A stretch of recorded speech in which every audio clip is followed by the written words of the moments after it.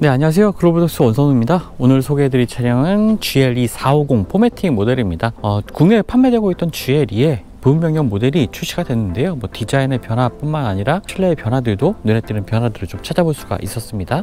일단 디자인부터 한번 살펴보죠. 지금 제가 시승하고 있는 차량은 그 AMG 패키지가 적용된 차량입니다. 그래서 사실 아마 디젤 모델은 좀 디자인이 다를 거예요. 일반 모델 같은 경우에는 이 라디에이터 그릴에 두 개의 바가 지나는 이러한 형태이고요.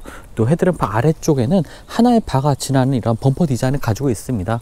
하지만 이렇게 AMG 패키지가 적용되는 경우에는 하나의 바가 이렇게 가로지르는 형태이고요. 이렇게 별 모양의 라디에이터 그릴 디자인도 특징이 되겠습니다. 그리고 아래쪽에 범퍼 하단에도 흡사금 큰 크기의 이 에어 인테이크처럼 보이지만 다 막힌 부분이고요. 이런 점에 있어서 AMG 디자인을 통해서 좀 더 스포티한 모습 이런 거 보여주고 있죠. 또 헤드램프 디자인도 좀 변화점이 있습니다. 지금은 저 방향지시등만 밝게 빛나고 있는 반면에 여기 4개의 주간주행등 부분이 있거든요. 이 부분들이 이제 기존 모델과의 차이점이라고 볼 수가 있겠고요. 차량의 측면에서 보면은 타이어는 21인치 휠이 적용이 되고 있습니다. 기존에는 더 작은 사이즈부터 선택할 수가 있었는데요. 이제는 19인치부터 선택을 할 수가 있게 됐고요. 지금 21인치 휠인데도 차량의 크기가 좀 크다 보니까 휠 사이즈가 그렇게 작아 보이지 않습니다. 적당해 보이고요.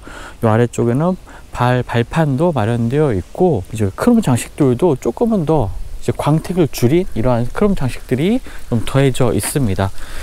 GLE는 메르스 벤츠의 대표적인 SUV 라인업 중에 하나죠. 가장 많이 판매되고 있는 차량이기도 하겠고요. 거기다가 지금 보고 있는 SUV 스타일의 모델도 있고 쿠페 스타일의 모델도 있습니다. 좀 더 역동적인 이 디자인을 원한다면 쿠페 디자인을 선택하시는 것도 좋을 것 같고요. 국내 시장에는 지금 보고 있는 이 SUV 스타일은 디젤, 가솔린, AMG 모델까지 다 갖추고 있지만 쿠페 스타일 모델은 가솔린 모델이 따로 없습니다. 디젤 모델과 AMG 모델만 따로 있고요. 자, 뒤쪽으로 오면은 SUV 스타일답게 이 쿼터 글라스가 상당히 좀 넓게 있는 것도 볼 수가 있겠고, 이런 SUV 스타일 덕분에 2열 공간도 여유가 있고요. 쿠페 스타일보다는 적재 공간도 충분히 확보를 하고 있습니다. 뒤쪽에 리어램프의 디자인, 특히나 이제 라이트 들어오는 부분은 요즘에 다른 차량들과 비교를 하면 조금 더 밋밋한 감은 있네요. 그리고 아래쪽에는 페이크 배기구들이 위치하고 있습니다. 리어 범퍼에는 이런 크롬 장식들로 덧대어져 있어서 뒤쪽에서 보면 좀 아래 범퍼가 좀 화려한 느낌도 들기도 하네요. 자, 적재 공간 한번 살펴보겠습니다. 당연히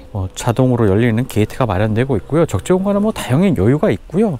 여유가 있는 것뿐만 아니라 이 좌우의 측면의 벽면의 이 형태들도 굉장히 네모 반듯하게 아주 잘 정리가 되어 있기 때문에 짐을 싣기도 굉장히 좋습니다. 그리고 시트는 지금 이 버튼을 통해서 접을 수도 있는데요. 이 오른쪽에 라이트 버튼을 누르게 되면은 오른쪽에 있는 시트가 접히게 되고요.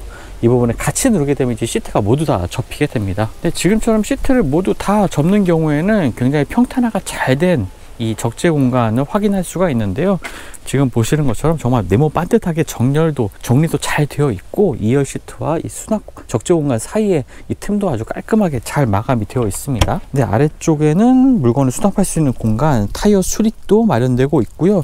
특히 이 물건 러기지 네트가 따로 이렇게 정리할 수 있는 공간이 따로 있기 때문에 떼는 경우에 쉽게 좀 보관을 할 수가 있겠죠. 그리고 이쪽에는 차량의 전고를 낮출 수 있는 기능들도 있습니다. 에어 서스펜션이 적용되면서 이러한 기능들이 좀 가능해진 건데요. 이제 짐을 실는 경우에는 이 버튼을 눌러서 좀 더 전고를 낮춰서 좀 쉽게 이제 무거운 물건들도 실을 수 있습니다. 정말 정리가 잘 된 적재 공간을 보여주고 있네요. 네, 실내 공간은 역시 GLE답게 굉장히 고급스러운 실내 공간 구성, 그리고 소재들 이런 것들 보여주고 있는데요. 손끝에 닿는 모든 소재들이 굉장히 고급감이 느껴지는 소재들로 마감이 되어 있습니다. 자, 시트 조절은 요 레버로 할 수 있는데 기존에는 당겨도 움직이지 않지만 터치 방식으로 이제 조작할 수 있는 시트 조절 장치도 있죠, 벤츠에서는요. 하지만 이렇게 실제로 이제 움직이기 때문에 조금 더 직관적으로 조작할 수가 있을 것 같습니다. 통풍 기능 3단계, 열선 3단계로 마련이 되고 있고요. 네, 일단 운전석에 앉아서 보면 이 연결된 형태의 커넥티드 형태의 디스플레이를 확인할 수가 있습니다. 그리고 전반적인 이 실내 디자인 구성 자체가 GLS를 떠오르게 하는 모습이죠. 벤츠 같은 경우는 이 송풍구 디자인을 통해서 스포티한 모델 같은 경우에 흡사이즈 엔진이나 터빈 같은 형태의 이 송풍구 디자인을 보여주면서 그 스포티함을 강조하고 있습니다. 하지만 GLE 같이 조금 더 차분한 성격의 차량 같은 같은 경우에는 이렇게 각진 형태, 그리고 이번에는 이렇게 아연 도금이 더해지면서 그 광택이 지나치게 뭐 반짝이지 않는 약간 반광 정도 되는 이러한 소재들을 적용하면서 좀 더 부드럽고 안락한 이미지, 정돈된 이미지를 좀 보여주고 있고요. 특히나 이제 가로 라인들이 뭐 수평적인 형태를 굉장히 강조하는 형태, 이런 것들도 특징적으로 보여주고 있습니다. 휠 디자인은 이 정전식 방식의 이런 버튼 구성들이 계속 적용이 되고 있는데요. 운전할 때 종종 이렇게 터치가 돼서 조작하는 경우도 있습니다. 이런 것들이 살짝만 건드려도 이렇게 각각의 메뉴들이 적용되는 경우도 있거든요. 이런 것들은 좀 더 주의하시면 되겠고요. 그리고 스티어링 휠 뒤쪽에는 페달 시프트도 마련되어 있고, 기어 노브는 이렇게 기어 봉 형태로 되어 있습니다. 인포테인먼트 시스템은 뭐 기존에 보던 익숙한 형태이긴 하지만 속도가 제법 많이 좀 빨라진 것 같죠. 거기다 GLE는 이렇게 오프로드와 관련된 정보들도 잘 나오고 있습니다. 각 바퀴에 걸리는 구동력, 그 다음에 차량의 기울기, 엔진 출력 등도 이렇게 확인할 수가 있고요. 특히 이 아래쪽에 이 버튼을 누르게 되면 차량의 이 아래쪽, 보닛 아래쪽을 비추는 이런 화면이 나오게 됩니다. 지금 이 아래쪽에는 보이지 않는 화면만 나오고 있는데, 이제 전진을 하게 되면은 점차 그 부분들이 사라지고 카메라로 찍은 이 전방의 영상이 나오게 되죠. 타이어가 좀 손상 입을 만한 구더기가 있는 경우에는 이렇게 표시를 해주게 되겠고, 좀 더 안전하게 지나갈 수가 있을 것 같습니다. 물론 좁은 도로에서 만약에 그러한 상황들을 마주친다면 굉장히 유용한 기능이 되겠고요. 웬만하면은 피해서 가시면 될 것 같습니다. 차량을 정차 파킹을 해 놓으니까 이렇게 까만 화면이 다시 또 돌아오는 것도 보여지네요. 그리고 타이어 압력이라든지 타이어 온도, 이런 것들도 확인을 할 수가 있고요. 설정으로 가보게 되면은 여러 가지 기능들을 조작을 할 수가 있습니다. 차량의 정보에서는 연비 정보, 그 다음에 차량의 에어 서스펜션과 관련된 정보들, 기울기, 이런 것들을 확인할 수가 있고요. 엔진 정보로 가게 되면 좀 더 큰 화면으로 출력, 토크 배분, 이런 것들을 좀 확인을 할 수가 있습니다. 자, 아래쪽으로 보면은 상당히 정리된 형태의 이런 송풍구 디자인도 눈에 띄는 부분이고요. 이 부분도 이제 우드 소재로 마감되어 있고, 이쪽은 부드러운 가죽 소재로 마감이 되어 있습니다.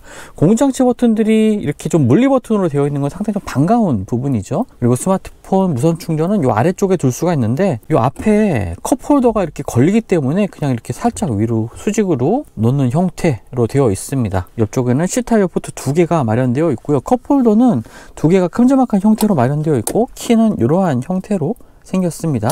작은 컵은 여기에 걸치게 되어 있고요. 큰 컵은 이 부분이 전부 다 지지하게 되겠죠.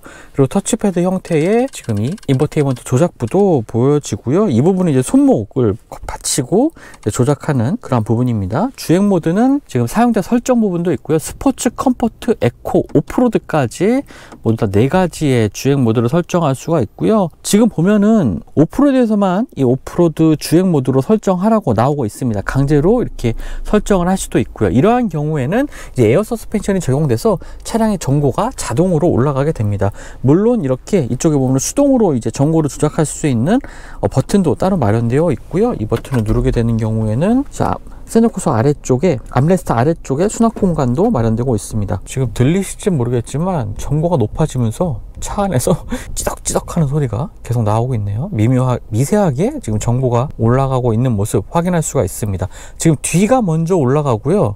그 다음에 앞이 올라가면서 전고가 전체적으로 높아지는 이러한 모습들 보여주고 있습니다. 그리고 앰비언트 라이트도 적용되어 있는데요. 지금 이 대시보드 아래 중앙을 가로지르는 이 바와, 그리고 차량 측면에 이 손잡이 부분, 이런 부분에 앰비언트 라이트가 나오고 있고요.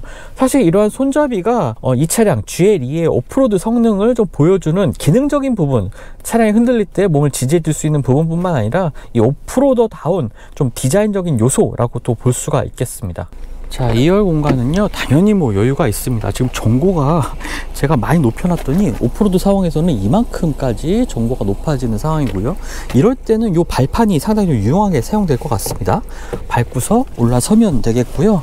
지금 뭐 당연히 지금 시트 포지션을 시트 포지션을 맞춰 놓은 상태인데, 지금 무릎 공간 굉장히 여유가 있죠. 주먹 3개 이상이 들어갑니다. 거기다가 머리 공간에서도 굉장히 좀 여유가 있는 모습 확인할 수가 있고요. 뭐 공간이 좁다 이런 생각은 전혀 뭐 들 수가 없죠. 거기다가 이 측면의 글라스도 굉장히 넓은 편이고요. 위쪽에는 썬루프가 아주 넓은 형태로 마련되어 있기 때문에 개방감도 굉장히 좋습니다. 뭐 2열에 앉았을 때 어깨 공간에 이러한 공간의 여유도 굉장히 좋고요. 그리고 아래쪽에는 공조장치 조작 버튼과 함께 C타입 포트 2개 마련되고 있습니다. 4륜 구동 모델이지만 이 구동축이 지나는 부분이 뭐 이렇게 높게 올라와 있지는 않습니다. 그래서 발을 놓는 공간도 굉장히 좀 여유가, 좌우로 여유가 있는 편이고요. 아래쪽에는 컵홀더를 꽂을 수 있는 부분도 있습니다. 역시나 2열 시트 역시 이 도어 트림에 있는 레버를 통해서 각도를 조절할 수가 있고요. 모두 다 전동식으로 조작할 수가 있기 때문에 편리하게 자기가 원하는 각도에 맞출 수가 있습니다. 지금 각도를 좀 최대한 세워봤는데요. 이렇게 해서 거의 90도 가까이, 한 80도가 조금 넘는 각도가 될 것 같습니다. 이러한 각도까지 올리게 되면 짐을 실는 게 좀 더 편해지긴 하겠죠. 차량의 크기가 전반적으로 커지진 않았기 때문에 실내 공간에서 기존 모델과 큰 차이는 없습니다. 하지만 굉장히 고급스럽게 바뀐 실내 구성, 이런 것들이 특징으로 볼 수가 있겠네요. 네, 그럼 지금부터 벤츠 GLE 450 포매틱 모델의 주행 성능 알아보겠습니다. 4세대 GLE의 부분 변경 모델인데요. 뭐 디자인의 변화와 함께 뭐 상품성 개선, 특히나 이제 실내 디자인의 변화가 굉장히 그 상위 모델이라고 할 수 있는 GLS를 떠올리게 하는 요소들로 좀 고급스럽게 변화했습니다.